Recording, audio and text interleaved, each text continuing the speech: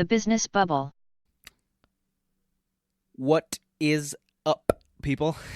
Welcome back to another episode of The Business Bubble. And welcome back to another episode of my life, pretty much. So, I'm really glad to be able to be doing this after a long time. You know, it's been almost 2 weeks now that I haven't been putting anything out. And it's because of different things, mainly because of my girlfriend. She is here and I love her and I want to spend time with her.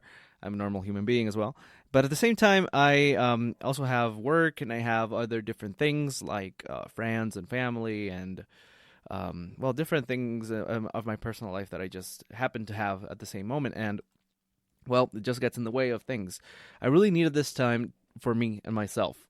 Just to be able to do my own thing, my craft, and be able to build a personal brand by just speaking out my truth. And this is exactly what I love to do, to share my truth with everybody who's watching, and just, I don't know, kind of help you or inspire you or show you what it is to be living in a very truthful way, just living it out, trying to make something out of yourself, trying to make something and build for yourself and build for others and build a community and different things. If you're already here, well, you'll probably know what I'm talking about. This is episode, I think, 14, if I'm not mistaken. I probably am. Dang it. I'll have to look at it. At 13, I'm sorry. This is episode 13. And, I'm extremely happy. I'm extremely happy and super excited, guys, because in this episode, I'm going to tell you what transpired and what's going to be happening really, really soon. Okay, so for those of you who don't know, I am now the leader, thank goodness, of Hubble. And, things happen in society and life and the universe, and I basically got to be the guy who would be, right in front of the whole group, and that's amazing. I really wanted that for sure. I am dying, and I love it. So what I'm doing right now, that it's what an effective executive would be doing, is the best thing for the organization, and I think we all think that the best thing to be done right now is experimentation, or meaning getting out into the market and performing our first steps in the iterations of the lean startup methodology, which means the build, measure, learn feedback loop. That basically means you build an MVP, you put it out into the market, people use it, you gather the data, and based on that data, you analyze it and you make a decision. You make the decision of, hey, was our initial thought of how this was going to play out, did it actually happen, or did something else happen? And what does that mean? Is it a good thing? Is it a bad thing? Are we actually going on a place that has a lot of opportunity or not? So basically what I'm trying to say is we have to get out into the market as soon as possible. That's the first thing we got to do, and that's the first thing on my agenda as a leader. That's what I'm trying to do right now, so we're all heading towards that direction. An interesting thing happened because we just had a meeting with the Student Association of Design, of Industrial Design at Tech. They're our first co-creators, as I mentioned in a previous episode. They were helping us develop the first services at Hubble. So, they have all the experience and the knowledge about the industry, and they help us to create some sort of template for the consumer, meaning a freelancer in this case. That's our target market. And why is that? Well, basically because of two things. I've been really thinking about what makes us different. What's our differentiating factor at Hubble? And it's pretty much, everybody can duplicate this. It's nothing, it's not rocket science. You can make this yourself. If you're a good enough web developer, you can do this. But because it's just a web page. But what I was thinking is our approach is going to be different. Our operations are going to be targeted to freelancers, and really small businesses, mainly controlled by less than 5 people. Maybe just one owner and 4 employees, something like that. So micro businessmen and freelancers. Why is this? Well, because I thought about it. What if you sell economics to the same economics? So meaning, what if you sell poor to poor. I know it sounds horrible to say it this way, but think about it. They both match economically. They both match in ease of access. It's not the same to be talking to, the head of Coca-Cola to the head of your local bakery. It's way different. It's easier to talk to the owner, and it's easier to therefore get a decision, get things done by that matter. And it's easier to be talking to a student rather than a freelancing dude who does this every day. I mean, it's it's kind of easy, but it's easier to go talk to a student when you yourself were a student just a while ago. So meeting those two, by the way, they both kind of have like the same economic stability, the same economic affluence.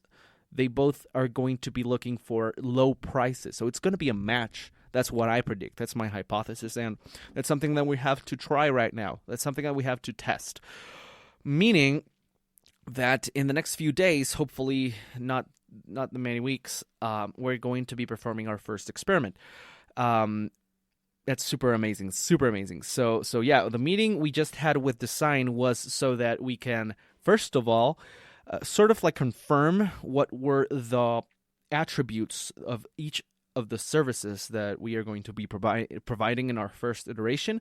And second of all, we asked them if they could help us to recruit the best design talent at Tech. The best industrial design students at Tech that hopefully had some sort of experience in the matter and that could help us out in our first iteration, in our very first steps as a startup. So, yep, I'm really glad about that. That's on the producer side. On the consumer side, we have, as an organization, our first customer. Our first real customer being a freelancer. And this guy is my third cousin. I think that's how you say it. Well, you guys in the States have different names for it, but I call it my third cousin, which is my dad's... Okay, so my dad has a cousin, and that cousin has a kid. That guy, that's the guy that I'm talking about. And he's not a kid, by the way. He's like 30-something. So he's really cool because he's got his small business. What he does is children's events. So for example, birthdays and celebrations and maybe a party for the end of school. So he does that because he's got inflatables, he's got bouncy castles and trampolines and food, and he delivers that. He puts it all nicely in an event, and people pay for that. So he does that actually like around 8 times a month. So that's pretty cool. He already has his corporate image settled down. So what he is actually looking for is for a roller-up banner. And that's for that end, But he also has a accounting consulting firm, I guess, by himself. He is a consultor for accounting. So he tells people what they should do. He runs the numbers. He helps people with their numbers, and he's certified. He has studied it. He studied that actually, and he's got some clients here and there. Right now, he's working alongside some other guy, but he really wants to be independent and create some sort of personal brand or professional brand, by that matter.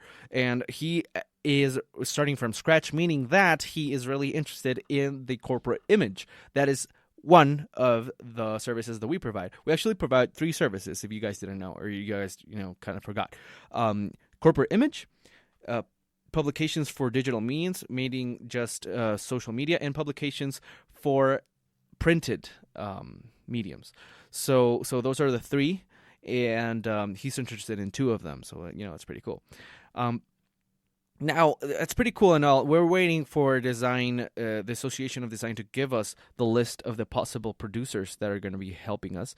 And that'll be like around Thursday, I guess, of this week. So, it's pretty exciting. It's just a matter of waiting. And in the meantime, I'm really trying to get a glimpse or get an understanding of how the platform is created so that I can perform changes and help Giancarlo out at the same time, because he was the one who actually built the whole thing by himself, and he's actually pretty amazing. I'm going to shout him out right now. Like, he's amazing.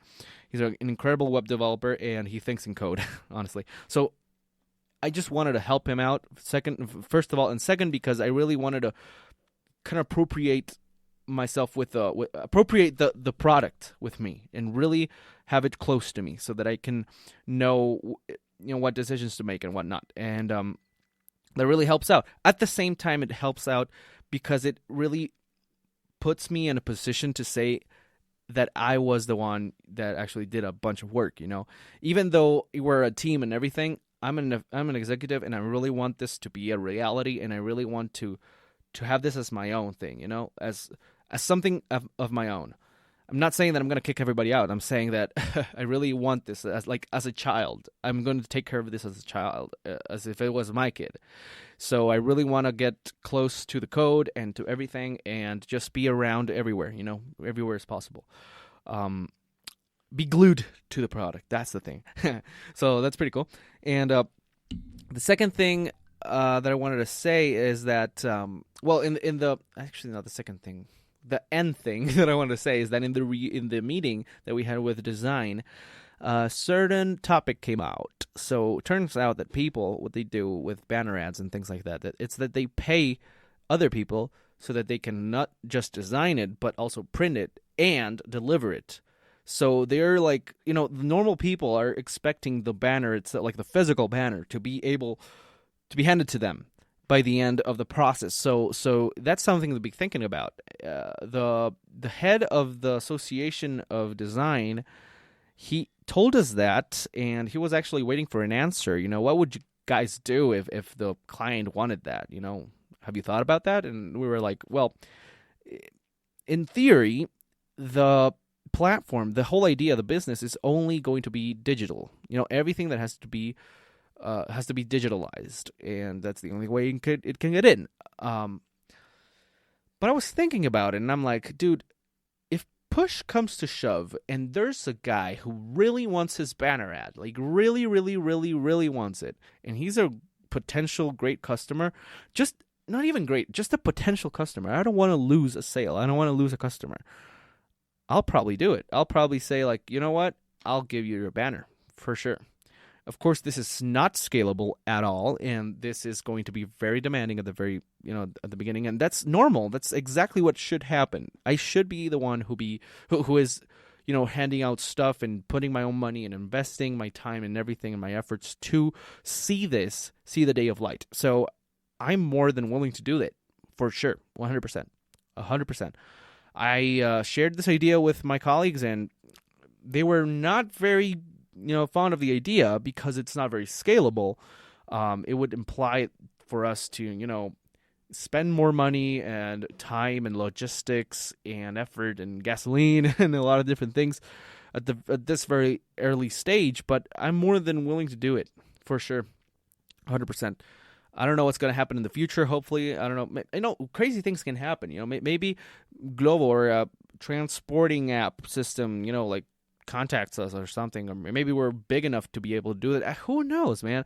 I just know that I don't want to lose a client. I don't want to lose a customer, because companies are made out of customers, period. And if that's going to make them stay, then I'm going to do that at the beginning for sure. 100%. No, it's a no-brainer. So yeah, that's what's happening right now. I'm really going to be looking into the code. I'm really going to be looking into marketing, into sales, into our legal figure, because if you guys followed the podcast, you would know that we have kind of a little problem right now with the legal figure. So, that's another thing. Our target market is really cool. It's perfect because it not only lets us deal with the physical person, in a really personal level. It also kind of lets us evade lots of governmental laws and issues and things like that. So it really helps us out. At these very early stages, because we're just starting. Later on, when we're big and we're creating a fuss about it, and the government is probably going to come and knock on our door and say hey guys, you guys are doing this legally. It's really kind of stupid because we're actually doing this pretty much legally. It's just a tiny little detail in the law that says that we're having subordination because we're paying the the student, and not only that, but how are we going to pay it? Like we have to pay it after taxes, and it's just a huge thing. So right now, it's really good for us to be in a very low profile. It's just a project, whatever the fudge. People don't need to know about this, and later on, we'll have to deal with those things. But that is for another time, and we don't have it as an urgent matter right now. So that's pretty cool. I really like that. I really like that we're kind of moving right now. I kind of getting the first step going, and yeah, I'll be 100% going to be talking to you guys about what happened, what transpired, what are my thoughts, what happened here and there. But yeah, so right now we're just waiting for the Association of Students of Design to be able to give us the possible producers. So that'll be pretty much it. So thanks for watching. Thank you very much, and God bless you. Take care. Bye-bye.